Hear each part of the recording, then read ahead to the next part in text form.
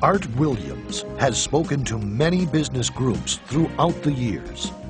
The following speech was delivered to the 1987 National Religious Broadcaster Convention and has become a classic example of Art's philosophy on winning in business. It is simply entitled, Do It.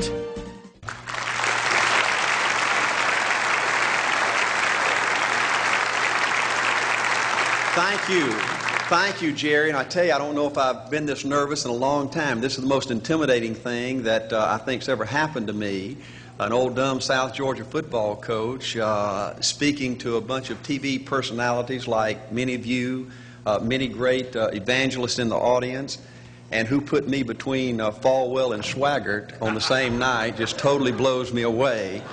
But I'll try to give it my best shot. I was asked to talk to you about how to win in business. I think it's a good subject for you to think about because I believe business in America is in a crisis situation today. All you have to do is read the paper and every month see our trade deficit, and it's just a very depressing situation.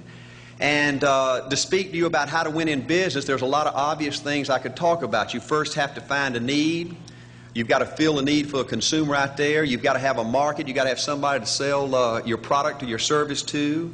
You've got to, if you really want to get big and win big, you've got to have a uniqueness. There's got to be something a little bit different from you than all the competition out there. But by far the most important thing you've got to have to win in business in these United States today is a very unique kind of mental toughness. I believe the difference in winning and losing in the free enterprise system is so small, it's almost too scary to talk about. You can do 99% of the things right in business, and yet if you don't possess what I call that winning edge, that mental toughness, folks, it's impossible to win. I believe the thinking in corporate America has been screwed up over these last 20 or 25 years, and I believe this screwed up kind of thinking started in our big liberal universities today. I believe a college degree in business from most universities today is not worth the paper it's written on. I just had a son graduate from the University of Georgia a few months ago.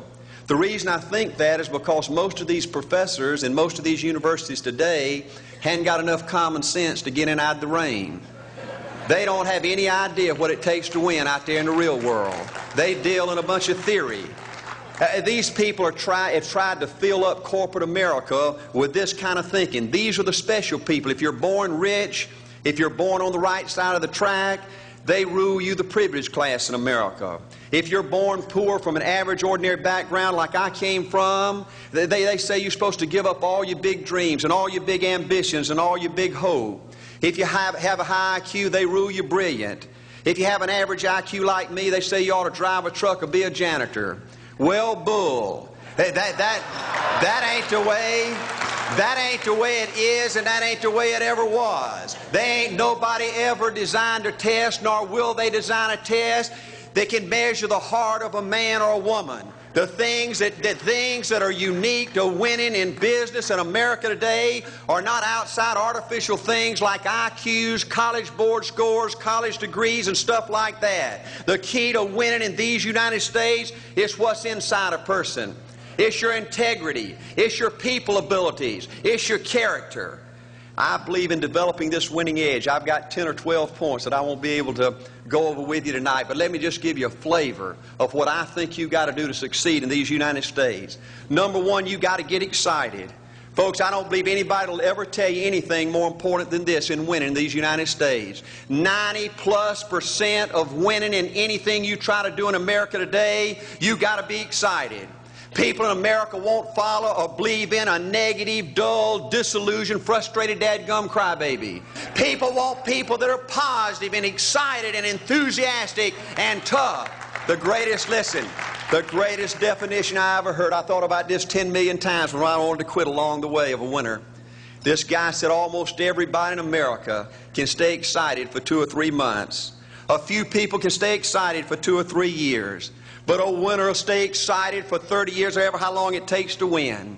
Another key to building this winning edge and this mental toughness is you've got to become a dreamer again. You know, I'm a Methodist, and we just changed ministers a few weeks ago, and our new minister came in, and the church was just packed. And the first thing he said, well, it looks like everybody came out to see the monkey perform.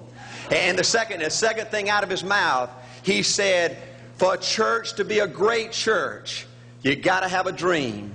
If you don't have a dream, you're dead. And boy, I sat up and I said, man, me and this guy are going to get along good because he knows what he's talking about. See, folks, I believe in order to win, you got to feel good about yourself. When I was coaching football for 7 years back in Georgia, and I had a paddle in my coaching office, and it was about this thick and this long. And in the fat end, I had little holes bored in it so you could really get some speed and blister their little butt, you know, when they misbehaved. And I had a rule on my football team that if any kid said, I can't, if any football player heard one of my football players said, I can't, he got to bring him in the coach's office and give him 3 licks. And it took me about a month to get all that thinking out of my players every year, you know, and I'd have football players knock on my door at recess and at lunch and after school. And he said, Coach, he said it. Coach, he said it. And I'd make that kid bend over, and I'd give that other kid the board. He'd bust him 3 times. And folks, it didn't take long. You couldn't create a word game to get one of my kids to say, I can't. Bring it home a little bit more personal. When April and little Art were just this little and could understand words, every time they said, I can't, I made them do 3 push-ups.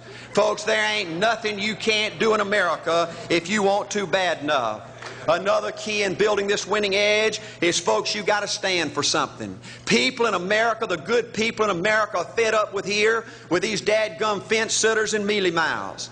Corporate America has an especially black eye in business today. Most people in America think you can't find a company. They think you can't find a salesperson that'll tell you like it is and stand behind their word. They think these companies will sell anything, say anything, just to make a sale, just to make a profit. Well, you know what? Folks, if you want to win in the free enterprise system in America today, you got to stand for something. And another point, thank you, is yes, you're going to be controversial. Folks, if you want to win in these United States today, just get ready. You're going to be controversial. The only way not to be controversial is to be average and ordinary. They just call me anything but average and ordinary. Now, I know some of you might say, well, you know, I don't think I like Art Williams.